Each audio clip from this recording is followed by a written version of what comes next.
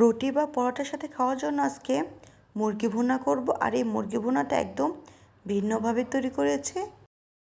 কিভাবে এরকম ভিন্নভাবে রুটি পরোটার সাথে খাওয়ার জন্য মুরগি ভুনা করলাম, পুরো ভিডিওটি দেখে নিন। সবার প্রথমে আমি এখানে মুরগির মাংসটা একদম ছোটো ছোটো পিচ করে কেটে নিয়েছি। আর অবশ্যই মুরগির মাংসটা একদম ছোটো ছোটো পিচ করে কেটে নিতে হবে। আর আলুগুলো আমি একদম ছোটো ছোটো পিচ করে কেটে নিয়েছি, আপনারা যেরকম ভিডিওতে দেখতে পাচ্ছেন। এরপর এখানে দিয়ে দিলাম 1 চামচ হলুদের ফাঁকে, 1 চামচ মরিচের ফাঁকে, হাফ চামচ সজের ফাঁকে, আর অবশ্যই স্বাদ মতো লবণ, আর 2 টেবিল চামচ পরিমাণ আদা রসুন বাটা। সামান্য একটু পরিমাণ পানি দিয়ে এখন এই সবগুলো উপকরণ খুব ভালোভাবে মিশিয়ে নিতে হবে। এই তো মিশিয়ে নেওয়া হয়ে গিয়েছে। এখন একটা এক সাইডে রেখে চুলায় প্যান বসিয়ে দিব। এরপর এর মধ্যে দিয়ে দিব পরিমাণ মতো তেল।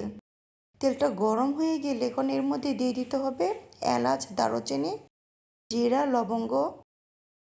তো মুরগির মাংস রান্না করতে যে মশলাগুলো লাগে সেই মশলাগুলো দিয়ে দিব। এখানে আমি হাফ চামচ পরিমাণ জিরা, 3টি এলাচ, 4 থেকে 5টি লবঙ্গ, 2 খণ্ড দারুচিনি, আর 4 থেকে 5টি কালো গোলমরিচ নিয়েছি।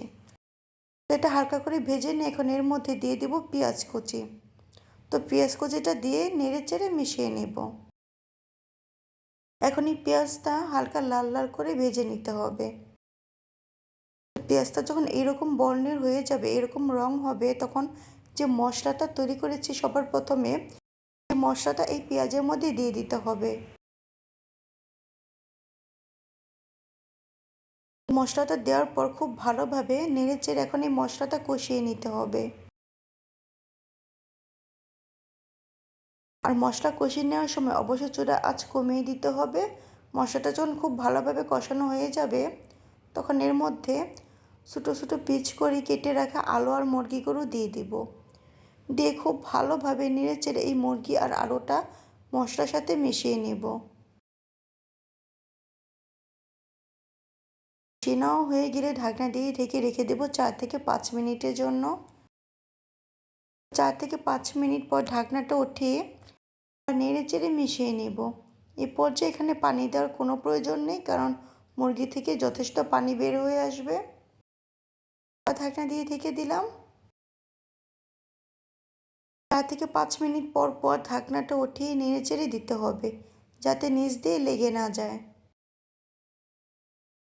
হ্যাঁ, আমার ভিডিও যদি আপনাদের ভালো লাগে তাহলে অবশ্যই আমার পাশে থাকবেন, সাথে থাকবেন, আমাকে সাপোর্ট করবেন। মুরগির মাংসটা কষিয়ে নিতে আমার ঠিক 10 মিনিটের মতো সময় লেগেছে। যখন মুরগির মাংসটা কষাবেন তখন অবশ্যই চুলার আঁচ মিডিয়ামে থেকে একটু কমিয়ে দিবেন। তারপর এই মুরগিটা খুব ভালোভাবে কষিয়ে নেবেন। ততক্ষণ পরপর ঢাকনাটা উঠিয়ে উঠিয়ে নেড়ে চেড়ে দিচ্ছি। এই মুরগির মাংসটা প্রায় রান্না হয়ে গিয়েছে। আবার ঢাকনা দিয়ে ঢেকে দিলাম। 3 থেকে 4 মিনিট পর আবার ঢাকনাটা উঠিয়ে আবার হালকা করে নেড়ে চেড়ে দিচ্ছি। মুরগির মাংসটা কিন্তু একদম পুরোপুরি রান্না হয়ে গিয়েছে। আপনাদের সার্ভ করে দেখাচ্ছি। এই তো মুরগির মাংসের ফাইনাল লুক। আর এই বেলা মুরগির মাংসের সাথে খাওয়ার জন্য এখন আমি রুটি তৈরি করে নিব। এক এক করে সবগুলো রুটি ভেজে নিচ্ছি।